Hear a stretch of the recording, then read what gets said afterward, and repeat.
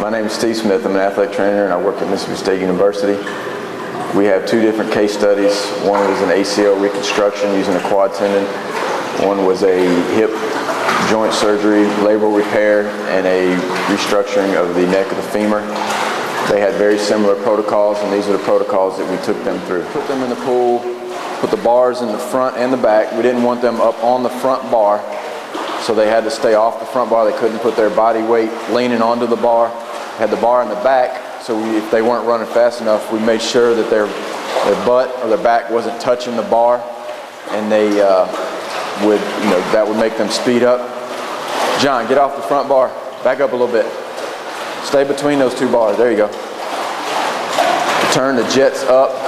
When we turn the jets up, we weren't concerned so much about getting the jets all the way up as much as we were about the jet speed. We wanted the jets to be up as fast as we could get them, so that we felt like that was where most of the workout was coming from. We did do the jets up as they got easier for them at 100%, or as we got the jets up to 100%, we would turn the treadmill up. We eventually did work up to full 7.5 mile an hour on that, but again, making sure that they were not holding onto the bars, or they were not grabbing leaning up against the rails. We get the jets turned up, and when we would have them sprint for 15, 16, 17 seconds, whatever was prescribed for their group. After that time period was up, then they would step off the treadmill. All right, step off. Get off the treadmill, do their prescribed rest period. Usually it was a 2-to-1 rest to work ratio, and like we said, we had two case studies at the same time, so I would have both guys in here at the same time. One would jump on the treadmill while the other one was resting. When the other one got done, if they needed a minute rest, we would continue on till they got their minute rest period, then jump back on the treadmill. Again, go through the workout. When they would get, again, and this was just based on the program that the team was doing at the time. So they started out doing 10 sprints. Then they would work their way up to 20. Another type of training that we would do was I called it a Fartlek long interval training. And this was basically designed as a 20 to 30 minute workout. I wanted them to be continuously moving, continuously working out, working on their aerobic energy system, but giving them some variations in intensity up and down.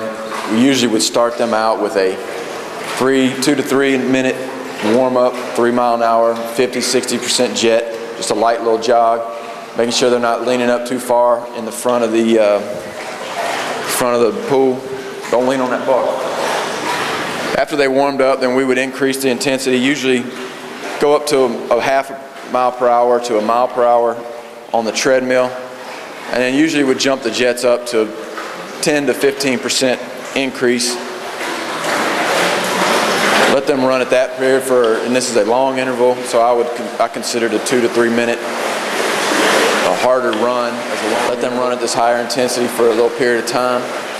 When they got done with this, then we would back them down, lower intensity, kind of let them catch their breath a little bit. Again, this is not a sprint workout, although they're running a little bit harder. We want them to have a higher intensity run, but not wear themselves out so much that they were wanting to stop. And each athlete was different on this. It was not necessarily a prescribed workout so much as I would just kind of get a feel of how they were doing, how they felt. If I felt like it was too easy, getting feedback from them, I would make it harder. If it was too hard, we'd back it down. Protocol, so to speak, as far as this is what you have to do, and this is different for each athlete. So we had an idea of what we wanted to do training-wise, and we just varied it for each athlete we had in the pool. During the workouts, we would put the post in the pool because we found that these athletes will try to find any way they can to cheat and get around, make it easier on themselves by the front bar being turned the way it is. It kept them from going too far forward because they would run up on that bar and get up close as they can to try to minimize the resistance from the jets. So we made them stay off the front bar. The back bar was back there, so if they weren't running fast enough, they could feel the pressure of the bar on them, on their back or on their butt, and it would just kind of remind them that they need to speed up a little bit. So basically just keeping them right in the middle of those two bars, it maximized the resistance from the jets and gave them the best workout.